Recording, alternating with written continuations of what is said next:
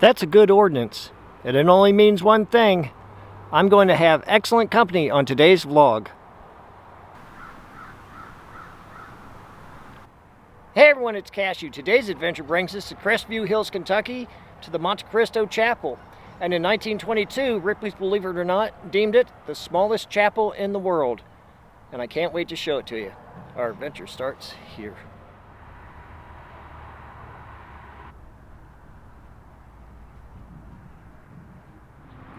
The Monte Casino Chapel measures 6 feet by 9 feet and the ceiling is 8 feet high. It was built in 1878 by monks at a monastery in nearby Covington. The monks who built the church operated vineyards, and they used to visit the church for prayer after a long day of work. When Prohibition hit, the monks were no longer able to distribute their wine to other states. With no way to support themselves, they had no choice but to leave Kentucky and return to Pennsylvania. Monte Casino Chapel was abandoned for the next 45 years in its original Covington location.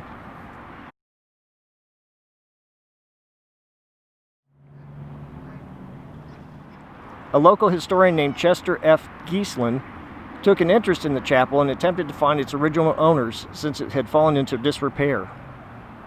In 1964, he found that the rightful owner was a plumber named Fred Reitinger, who had bought the land that the chapel occupied from St. Vincent Abbey in Pennsylvania. Reitinger decided to preserve the chapel in memory of his mother.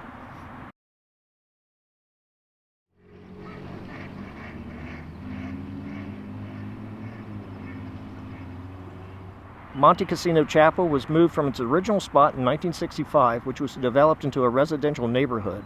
It now looks out over this lake at Thomas More College. The move from Covington to Crestview Hills was still a challenge, even though the trip was only 6 miles. As the chapel rode in a flatbed truck, someone had to ride on top of the truck to manually lift up utility lines so the chapel didn't hit them.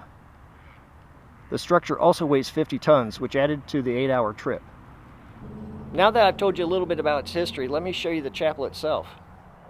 If you look for the chapel, it's pretty easy to find. Over here is Thomas More's campus. Then next to them are some doctor's offices, and then a bank. And over here's the road, and finally, there's the chapel. It has this really rustic stone path leading up to the chapel, and it has this nice little area looking over the lake, and you can see ducks and geese.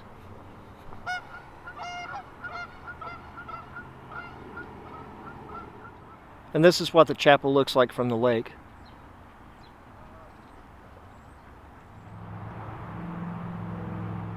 And to give you an idea of how small the chapel is, let me stand in front of it and give you a frame of reference.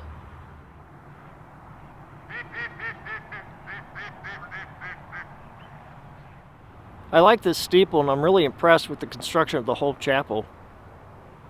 The chapel has beautiful windows, and I'm glad it's on Thomas More's campus so it can be preserved and protected.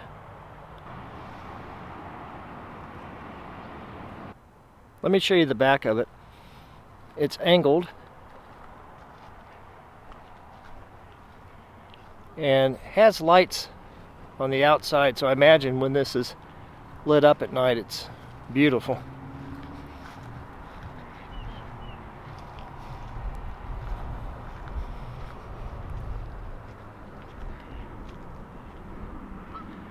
And you can actually look inside, so let's take a look. I'm not sure if this is the original gate, but it does look like it's pretty old. And this will give you an idea of what it looks like inside.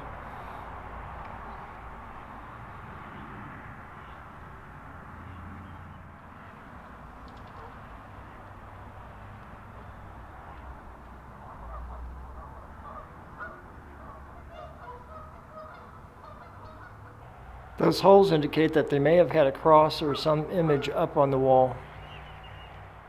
The inside of the chapel is not in perfect condition, but what do you expect considering its age?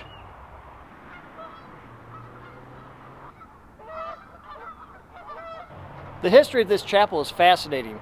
It was built in the 1800s. It had been moved. It was recognized by Ripleys as the smallest chapel in the world, and now it's on Thomas More's campus.